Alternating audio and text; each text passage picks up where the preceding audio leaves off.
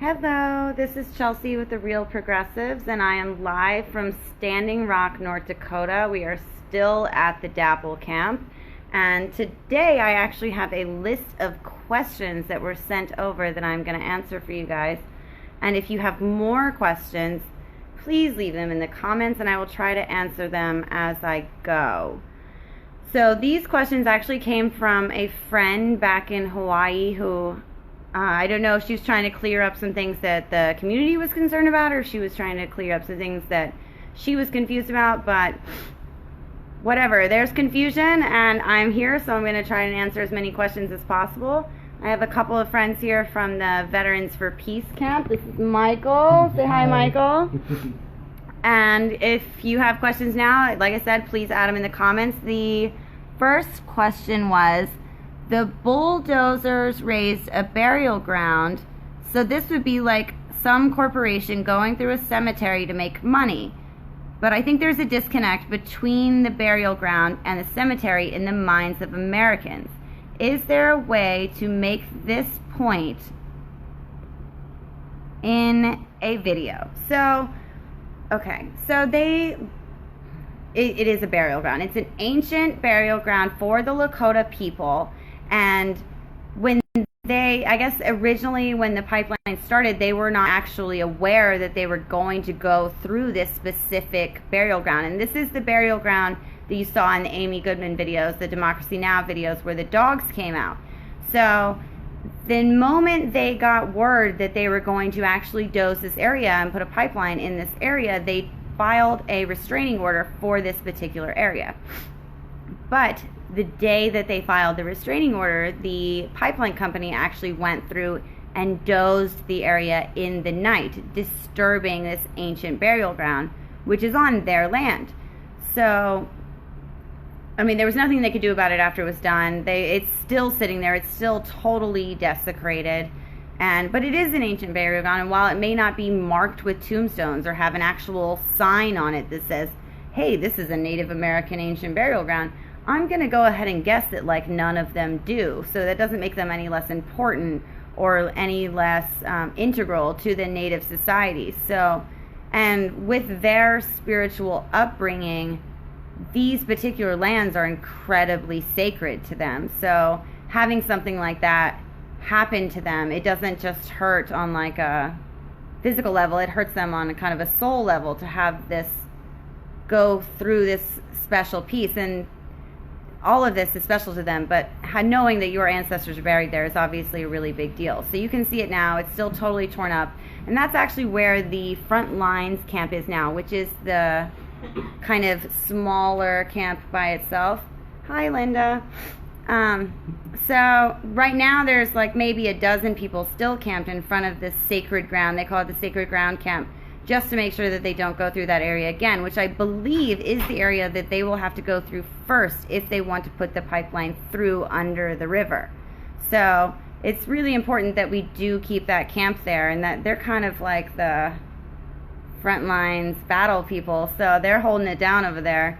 So right now that portion is safe unless they decide to go arrest the whole lot of them who are camped on the side of the road, which I do not think that they will do.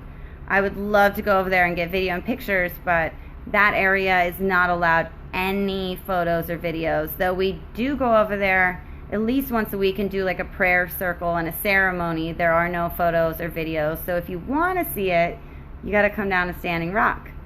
And you just let me know if you want to do that. I'll hook you guys up. So the next question is the relationships between different camps. Is it just one camp? Is it more than one camp? And it's weird because people kind of refer to it as different camps.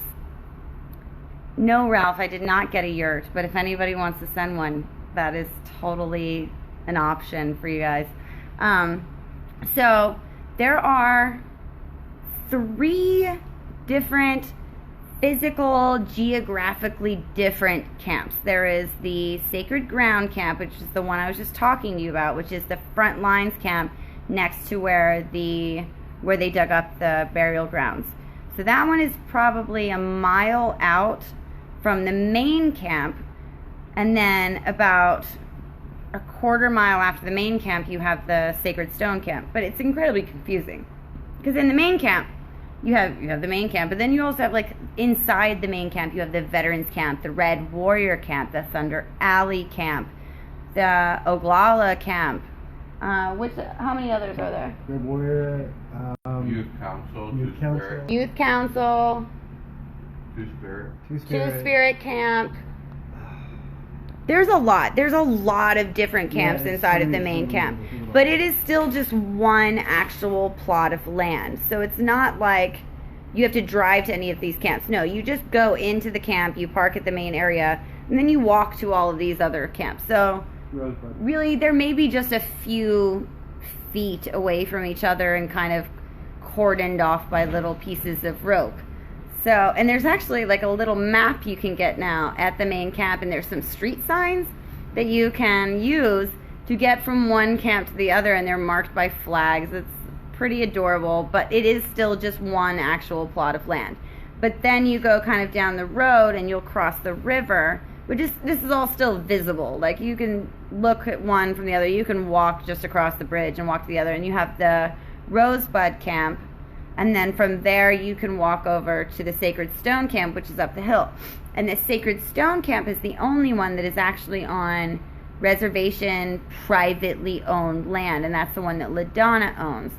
So I would say that there's only 3 that are really on different plots of land. But within those camps, you have a lot of different sub-camps and sub-groups. Like at the Sacred Stone Camp, you also have like the Rainbow Warriors Camp and this, that, and the other. So it's not necessarily like they're a camp of their own, more as they are groups of people who are choosing to camp together, and they're putting their camps in like groups, and they're forming councils of their own. They're making decisions on their own. They may even have their own kitchen, things like that. But they are still very, very much connected. So I know that gets confusing for people, and I'm glad that she asked that question, because that is not something that I actually would have thought to answer prior to somebody asking it.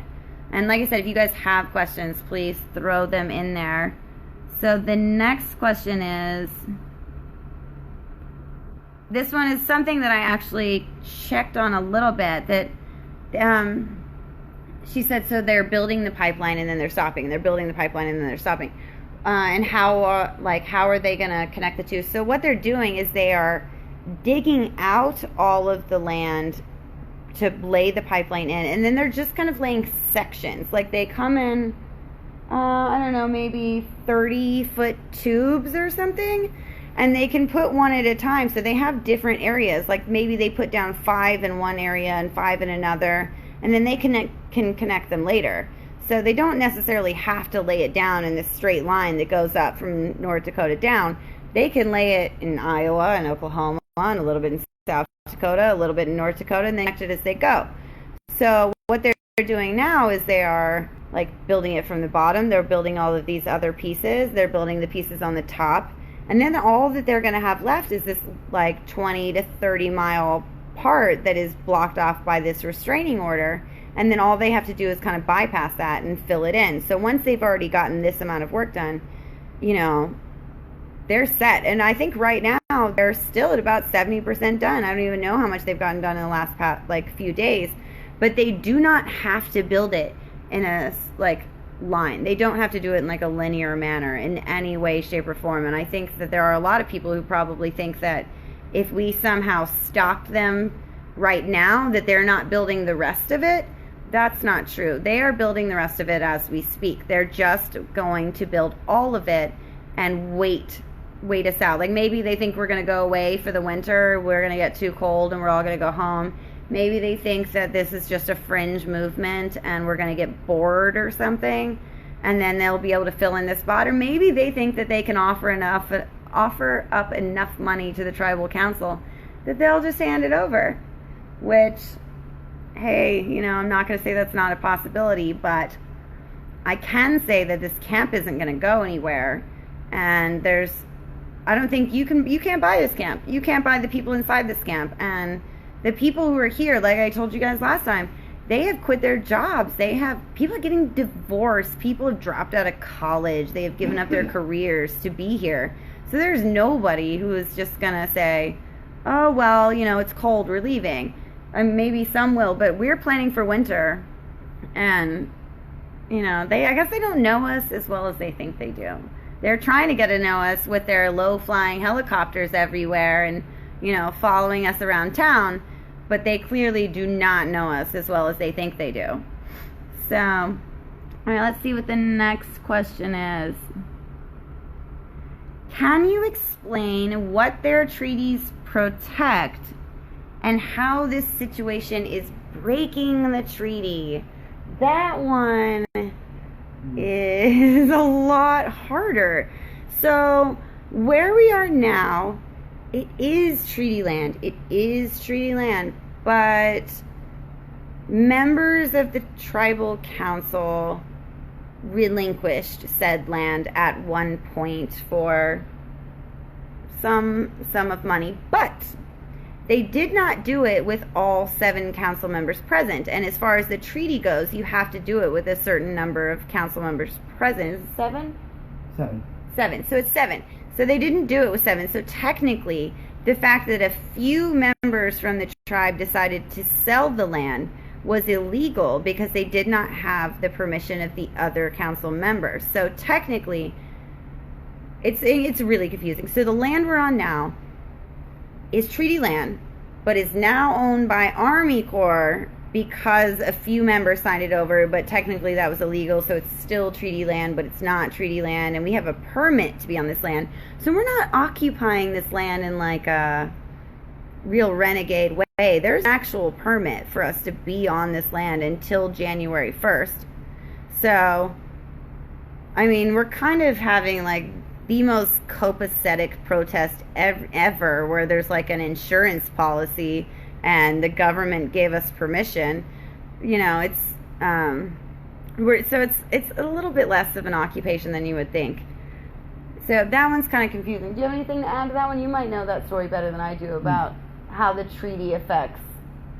Like, how are they violating the treaty by going through this land? Because it's sovereign land, technically, they're still believing that it is, and that it belongs to them in a way that goes back to the 1860 treaty. And they don't want to go farther than that, because everything after that has been violated. So, but it was technically violated by tribal council members. Exactly. In that sense, because they wanted the money, they were disconnected from the fact, and they relinquished it. The sale is in dispute. Yeah. This sale is in dispute. The sale did occur, but the sale is in dispute.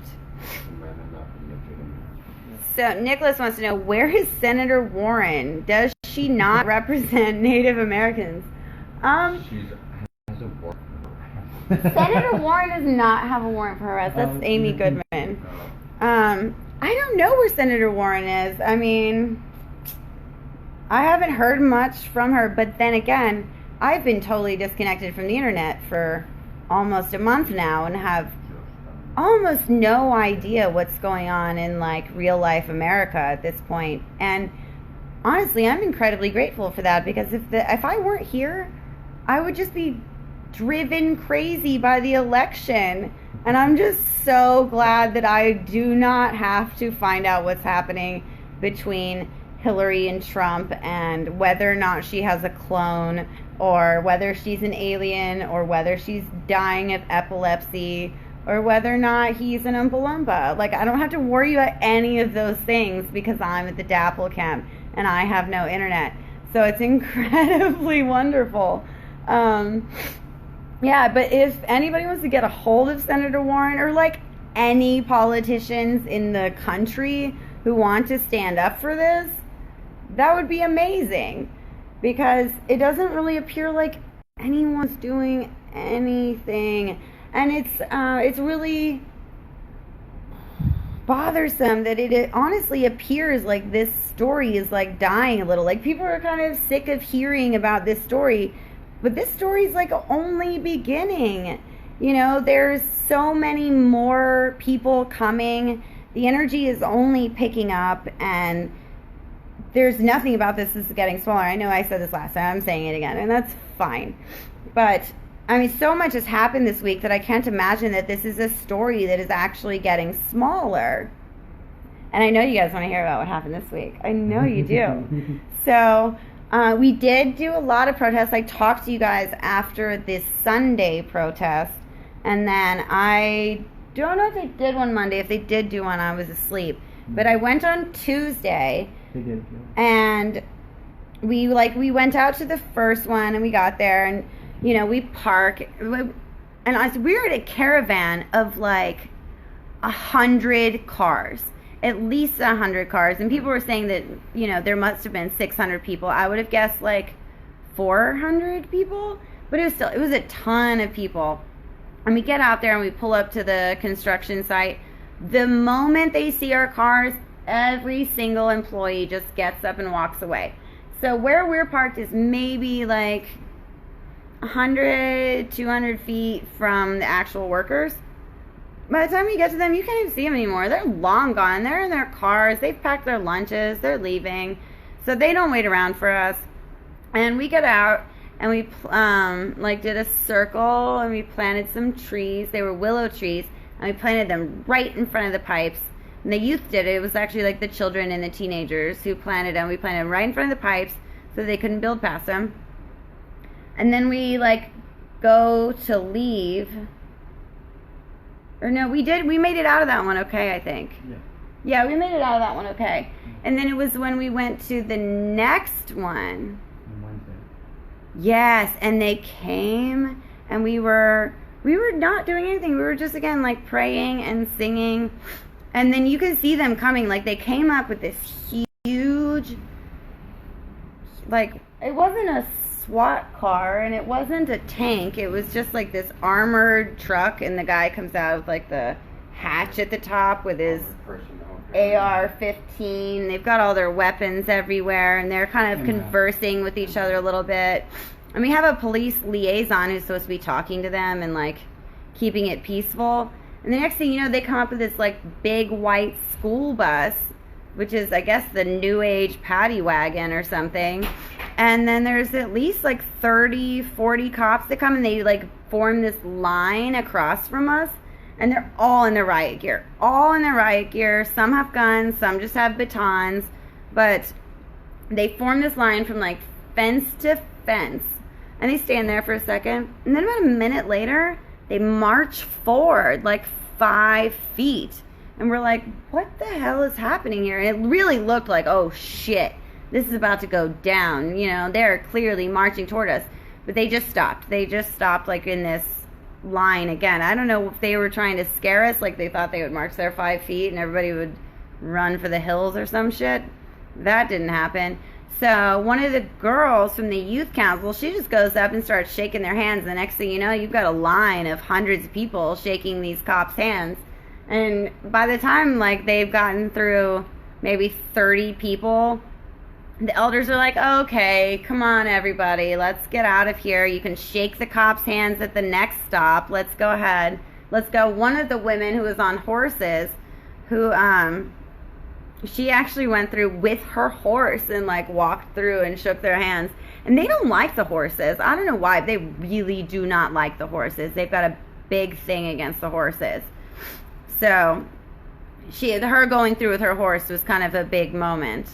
And it was just a little ridiculous. And then they let us through, they let us leave. As soon as we started to walk towards them, okay, we're gonna go, they started to retreat backwards. So it was kind of clear that they didn't really want any issues. They were not trying to start issues. They were, I guess, kind of towing the line a little bit.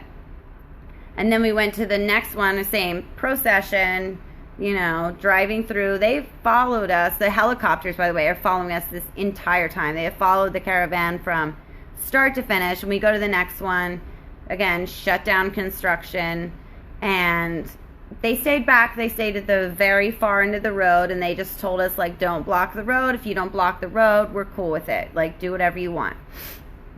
So it was all really low key. And then the next day, which would have been Wednesday. Which would have been Wednesday. I didn't go. I wish I would have gone, but I was exhausted and I got really sick, and I don't know if it was like the universe keeping me from being there on that day, but it was just like I could not have gone that day. Like there was no way. I mean, I think most people know that like when it comes to direct action, I want to fucking be there. Like that's what I want to do. But that day I just like I couldn't do it. I couldn't do it. So I did not go, and then I got all of the like stories, and all these people are messaging me like, "Are you okay? Are you okay? Are you okay?" And I had no idea what they were talking about. And then we started to see the reports while we were there, and then getting stories in from other people as they were coming out of the jail that night that they had arrested 21 people. Just let me gather my senses of just like how fucked up this was. Like on Wednesday or Tuesday, I'm having this moment of thinking like, oh, look how nice these cops are being, you know? Like, they don't really want to hurt us. I don't know. Maybe that's just the white privilege inside of me of giving them the benefit of the doubt of like, maybe they don't really want to hurt us. Okay, Wednesday, they threw all that shit out the window, and they ripped people out of their cars. Literally, ripped people out of their cars just to charge them with criminal trespass. Criminal trespass is a misdemeanor ticket. It's a misdemeanor ticket. You don't rip people out of their cars to charge them with criminal trespass. They arrested a little tiny old lady. Like, what? What the hell? They pointed guns at teenagers who were trying to calm the crowd. Members of the youth council who were like telling everybody, stay calm, we're peaceful, don't antagonize. And this is the kind of thing that they do at these like marches, is they like talk everybody through it. That's like what they're always doing, is they're always on the megaphone talking everybody through it. The police can always hear it, and that's what they have done every single time, is they get on the megaphone and they say, we are peaceful, we are prayerful, remember who we are, remember that we're the good guys, we are protectors, we are not violent, do not incite violence. And they're talking to us. They're not talking to the police. They're talking to us to make sure that everybody's on the same page and that nobody does anything stupid. And you're yelling. You're pointing a gun in the face of a teenager who is trying to keep things peaceful, who is trying to connect with the people who are here and make sure that nobody in any way takes the fact that there are riot cops with guns personal and happens to do something stupid, because we all kind of think that that might happen. God forbid that like anybody get upset about that, but they're the ones trying to keep this under control and trying to get like keep people's heads straight. And you're going to point a gun in their face, in a teenager's face. What the hell has happened to the police in this country and the National Guard? And we're like, and it's not just like local police, and that's something else that I heard somebody say today. It's like, oh well, it's just the local police, right? No. We have state police, we have the Bureau of Indian Affairs, we have the local police, we have federal police, there's the National Guard, there's helicopters that came from God knows where, there's planes, there's just like literally every single police force in the whole country is here. And for what? Like, so that you guys can shut down prayerful ceremonies of people who are trying to protect like water because you want to build a pipeline under a river. Please somebody tell me how they figured out that fucking science of how you could build a pipeline under a river. And somehow that's like a punishable offense, that now you can go to jail and get guns raised in your faces. And let's face it, how, like, is there just anyone who can like send a Google link or like, Google sucks, but like any search engine or article link to these police that would show them the fact that like all these pipelines break, and if you live in this area or even in this continent, that maybe you might want to pay attention to the fact that you might lose your water. And that's all we've ever really told them. Like, nobody's like screaming at these cops, fuck you. No one is charging at these cops. No one is antagonizing these cops. When people are yelling at these cops, that's the shit they're saying. They're saying, do your children drink water? Do you drink water? There's no violence to be had. So I don't know about the gas though. I did hear about gas, and people said that they sprayed gas and it got, I guess, dispersed by the wind and didn't hurt anybody. I don't know of any kind of gas that you could drop from a helicopter, let alone a gas that would disperse in the wind and not hurt anybody. So I think that maybe there was some sort of scare tactic employed there that made it look like they dropped something, or maybe people were just really anxious. I don't know. I would not put it past them to kind of make it look like they dropped something and they didn't. Or maybe they dropped something that didn't have any immediate side effects, but had long-term side effects. That's also a possibility. But no one was actually harmed from it. And that's the good side. But since then, there have not been any direct actions in the past few days. And I think that the camp is a little scared, and the leaders of the camp are a little scared, and I think this was the most amount of people that they had to bail out at one time, and they were not particularly prepared for that. And one of the reasons that we did start going out in really large numbers rather than just 10 or 15 at a time was because it would be harder to arrest this many people.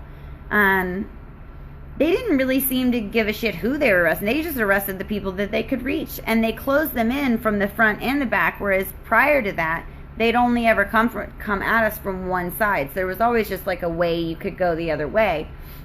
But they had just let us walk past them the day before. And I don't know what went wrong on Wednesday, but I've seen the videos and I've talked to the people who were there, and there was no instigation. No instigation. They just, I guess that they had had enough. So now there is like definitely a level of fear of going back out there and doing it again, and wondering, and how much are they going to step it up next time? Like, what are they going to do next time? How much are we willing to put people through to do this? And also, I guess another really big question is, we've been taking the elderly and the children to these ceremonies because they're not really viewed as protests. They're viewed as a way to go to the area and cleanse it of negativity and to bless it in some way, and to, you know, for native spiritual culture to kind of call on their ancestors and the spirits that they believe in to protect these areas. And so the children have been going, and the elderly have been going, and now I guess there's like a lot of wondering if maybe we shouldn't take the kids anymore. But if we don't take the kids, will it get worse? Will they be more likely to be violent upon the people who are there if we do stop taking the children and the elderly? So that's a really tough question. And I don't know, I guess there's been a level of naivety of thinking that, like, they wouldn't act that way with children present. And and I guess that's the bigger point, is if we're being peaceful, they'll never act this way, right? They'll never come back at us this way. And that has officially been proven to be incredibly false. And it was proven when they brought the dogs, but that was a private security firm. That was a private security firm that went entirely too far and saw a huge loss in profit after that. I'm pretty sure that business is like dead in the water now. But would the actual police of this country and the military in this country, would they have behaved that way? Would they actually cause so much violence with children present? And it appears that they would. And that's terrifying. That's really, really terrifying. So, yeah, so we're not doing anything right now. And I don't know when we'll start back up again. I don't know if we'll get any kind of heads up. But I can tell you that I am never going to miss it again. And I'm going to get it all on camera because there was very little on camera from the last one. So I will be there. And in the meantime, we are prepping for the winter. We are prepping for the winter because at all costs, we've got to hold this land and make sure that they do not close that 20-mile gap and they do not get under that river, because the moment they get under that river, it's all over. And yes, they've laid 70% of it, but I'll be happy to let them waste their money on that 70% and not be able to close the last 30, as long as they don't actually get it off the ground. that's all that matters, is that they don't actually complete it. So we're going to hold out, and we've got some army tents coming tomorrow that are going to be heated and awesome. They're coming with 8 of them, that we're going to build a school in one of them. We have a school going now, but now we will have an actual like indoor heated school. We are looking into new places that we can move the winter camp, because we are not going to be able to keep the winter camp where it is now, but it should be within a mile of where it is now. And we've got a ton of infrastructure coming in. I am working with Veterans for Peace right now, who are awesome, and they're going to be building a lot of stuff. And it's all, I mean, this is the coolest part, is that we're going to be building a model city that is all renewable energy, 0 fossil fuels, 0. So that we can just show the world that this is possible, that we don't need these pipelines. We do not need any of this. We can do this in other ways with solar and wind energy. There are so many different ways that we can make this happen. And it's going to be a really beautiful sight to watch this city be constructed across the road. It's going to be kind of a circular aspect. It's going to be beautiful. And I think that we are really ushering in a new age at this point. And the minds that are coming together here now, we just had like a 2 or 3 hour meeting about how we were going to make this work. We're going to start building in the next like week or 2. It's going to be huge. It's going to be amazing. We're going to do it incredibly fast, because we're going to have to get it set up by winter. There are people bringing out winter bikes. There are people bringing out tiny homes. It's incredible. It's incredible. And this is the beginning. This is the beginning of becoming less dependent on fossil fuels and saving our climate. And this is how we can actually progress our future, because we cannot continue to rely on fossil fuels at this point. We're ruining our planet. We've already reached the 400 ppm or whatever, like what, 4 days ago? And you know, that it takes years to recover from that. So even if we stopped right now, we would still have like 10 years of residual heat building. But at least this is a step in the right direction and showing that we can do something different. And I'm just so happy to be here and to be a part of it. And it has its rough points, it definitely does, but it's worth it. And I mean, on the upside, I have a fucking killer farmer's stand right now. Like, it's amazing. It's like so great.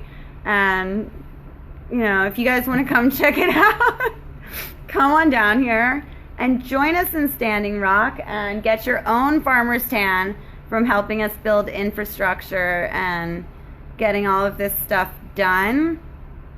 You know, it's kind of hard to be out here, but it's an amazing experience. It's a once in a lifetime experience that we will never get back.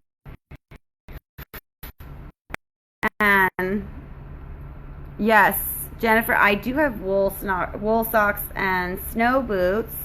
I think I have all of the winter clothes that I need. We do have some supplies that we are lacking. Like I said in the last one, we need building supplies. We are going to be setting up a new fund simply for building supplies.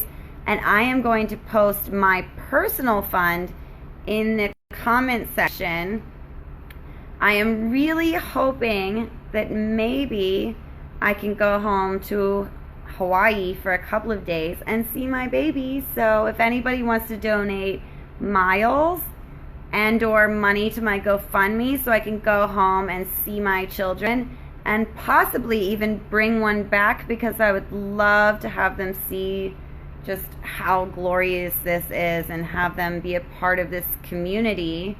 If you guys want to help with that, that would be fantastic. So if you guys have any questions about what is happening here, send them over. I will do my best to answer them, and I will keep you guys informed. We are meeting with the Tribal Council leader tomorrow to get more in depth about what we're doing here and, you know, how we're going to move forward.